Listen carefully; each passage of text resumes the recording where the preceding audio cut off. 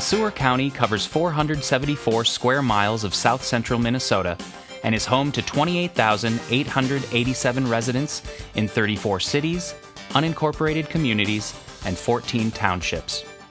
During the COVID-19 pandemic of 2020, $3.7 million in CARES Act funds were coordinated by the county to support these citizens through quarantines and statewide shutdowns to maximize the impact of funding. The coronavirus arrived in Minnesota in March and Sueur County as well. We had our first case in March. I remember it well. We were all just waiting until our county was notified that we had a case. It was a Sunday. And of course, wanting people to be informed and to be transparent, we worked on a news release right away, trying to get information out to partners as well that we did have our first case. Rural communities in Sueur County banded together with support from county committees to support each other during the pandemic closures.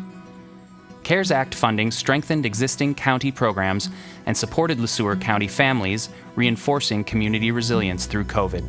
Helping frontline workers and families find and keep childcare, supporting local businesses to meet payroll and retain employees, coordinating emergency responders to apply 21st century mobile technology, and by continuing development of broadband initiatives for community access to stable internet connections.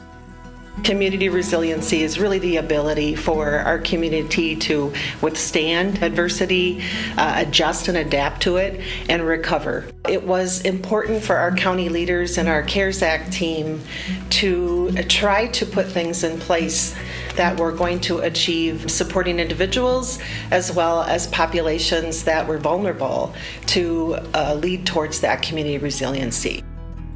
The County CARES Committee partnered with local groups to find ways to lessen the burden of COVID closures, including improved access through free public Wi-Fi in La Center, Cleveland, Cordova, Tyrone, Waterville, Montgomery, St. Peter, and the Sueur County Fairgrounds.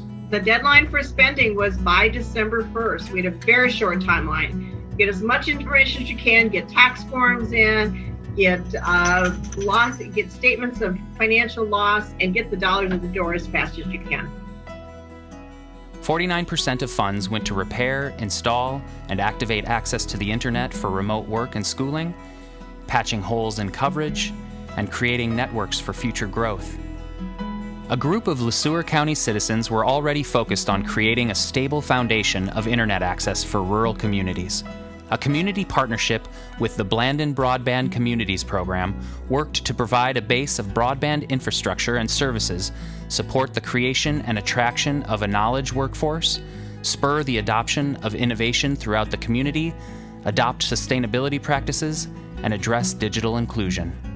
We are a very rural county in that we have townships with a very small number of people in them, and they have gravel pits as well. So they can be more expensive for doing the hardwired internet, which is what most people want. And we have a bunch of lakes. So we really had to step back and take a look at what can we do sooner than later, and what can we do faster than slower. We worked with Metronet and had fiber dug from basically the Rice County border to St. Peter. It can be built out for fiber to the homes along those routes. We also invested in wireless that has a fiber backup to it, so there's fewer reliability issues, stronger signals as a result of it.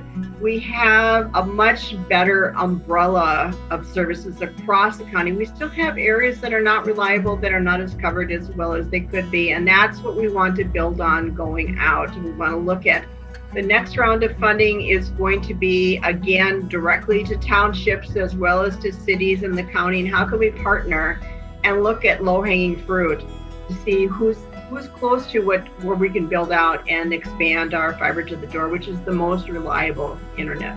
The biggest next step is what they call digital navigators. So I have a small business and I have an account with a company that goes into my computer and tells me what's wrong with it and tells me how to fix it. If you don't have a fixer, if you don't have someone who can help you with your internet connectivity you're going to be lost. You can have the best internet and not be able to use it because you need someone who can help to advise you. Oh, your computer's too old. This happened, that happened, and everybody needs that access to that kind of reliability. Programs supported by CARES Act funding assisted Sueur County residents through community grants, financial support to local businesses and nonprofits, sustaining them in unprecedented circumstances. Application of these funds also expanded broadband access and human infrastructures. The Sueur County CARES Act Task Force built a strong foundation for growth, sustainability, and community development in their successful investment of federal CARES Act relief funds, amplifying resilience across the entire county well into the foreseeable future.